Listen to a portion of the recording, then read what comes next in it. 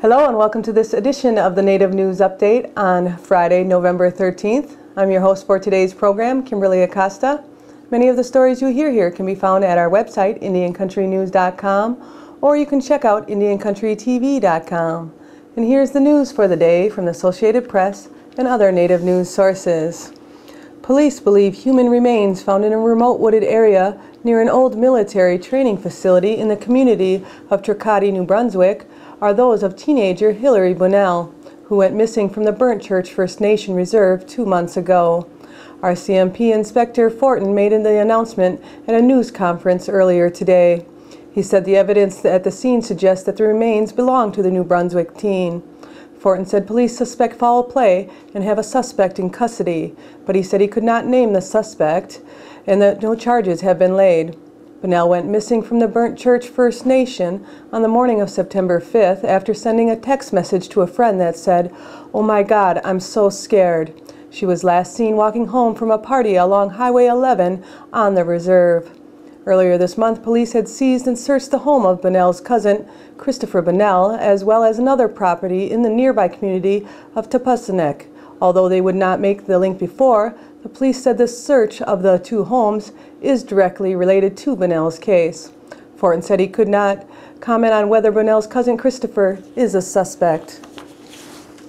A coalition of environmentalists, Native Americans, and local residents have filed a lawsuit aimed at blocking the development of a 5,000 square resort community on the Tejon Ranch on the Tehachapi Mountains of California.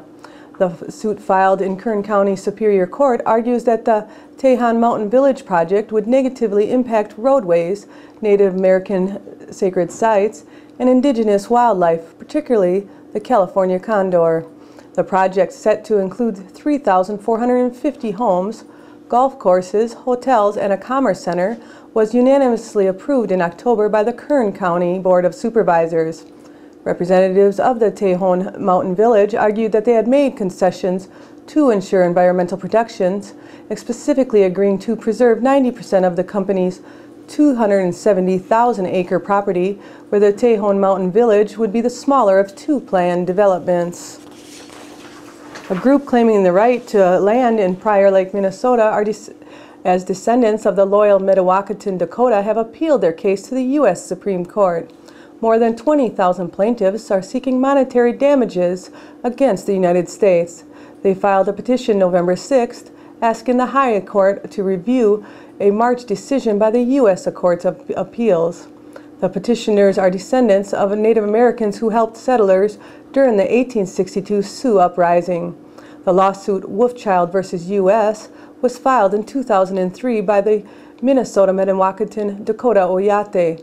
The group claimed that the government breached its trust when it created an act in 1980 affirming that the land belongs to the Shakopee Mdewakanton Sioux, Prairie Island, and Lower Sioux communities rather than the loyal Dakota and their descendants.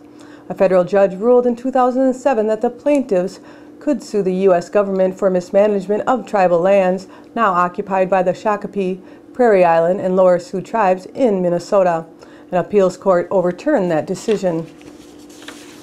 The Small Business Administration announced that it will expand its emerging 200 executive training program for small business owners through 2010, with continued initiatives in 10 participating cities and expansions in 12 new communities with a special focus on Native American entrepreneurs.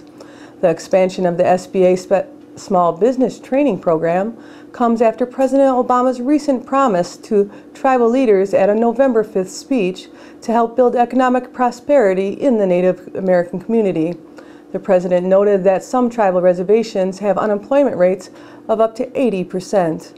The SBA claims that half of the businesses who participated in the emerging 200 since the program's launch this spring have increased their revenues, and also 2/3 have added new jobs. Emerging 200 in an SBA initiative to identify 200 businesses nationwide with high growth potential and provide them with resources, networking opportunities, and motivation to build businesses of sustainable size and scale. A two-night event on November 25th and 26th entitled Indigenous Renewal, Alcatraz Occupational Remembrance, and Alone Presence Celebrated will feature regional filmmakers' works and archival footage from the occupation of the island in 1969. An accompanying live radio program is scheduled for this project as well. This event follows a series of projections by Ben Wood and David Mark, highlighting the cultural heritage of the San Francisco Bay Area. Since 2008, the projection has combined the use of live radio broadcasts with participation of KPOO 89.5 FM and the corporation of the Neil McLean and Mary Jean Robertson of Voices of Native the Alone Profiles project. This outdoor event tops off a week of events commemorating the 40th anniversary of the occupation of Alcatraz Island by the Indians of all tribes. The occupation changed American history by ending the U.S. policy of tribal termination. It also strengthened tribes across the country to stand up, including San Francisco's original inhabitants, the Alone. The Rochester Knighthawks owner, Kurt Stiers, announced that the team has signed forward Corey Bomberry to a 2-year deal.